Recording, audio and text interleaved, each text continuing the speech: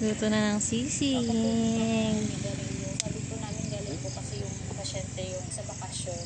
Doon po kasi is Baka damihan na naman. Purot na. Naalala nila na kababakasyon lang nila sa General Santos City at sa Zamboanga City sa Mindanao nung umuwi mula Saudi ang Lola Veronica ni Zay, kung saan marami sila roong mga kamag-anak na naninigarilyo. madalas ko nang nagarilyo ko po ang lola ni Jay. Asawa ng kapatid ni Lola Veronica.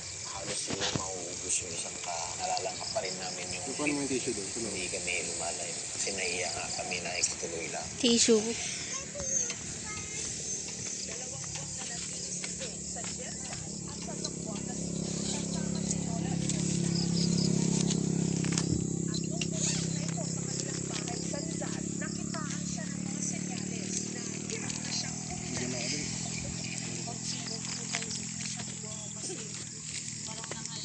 Pinalala niyo si Zane sa hospital po. Paglipas ng mga araw sa ospital, si Zay na cardiac arrest. Na-revive po siya.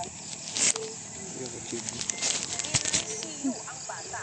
Nalaman nilang meron na pala si Zane Parts o Pediatric Acute Respiratory Distress Syndrome. Itong mga pasyente kulang sa oxygen. Kadalasan yan yung oxygen. So, ayan, margarine. Nangangailangan na makamit sila sa respirator. Hanggang nangyari na ang kanilang kinatatakutan. Nag-cardiac arrest po ulit si Zane. Kinausap ko yung asawa ko na sabi ko,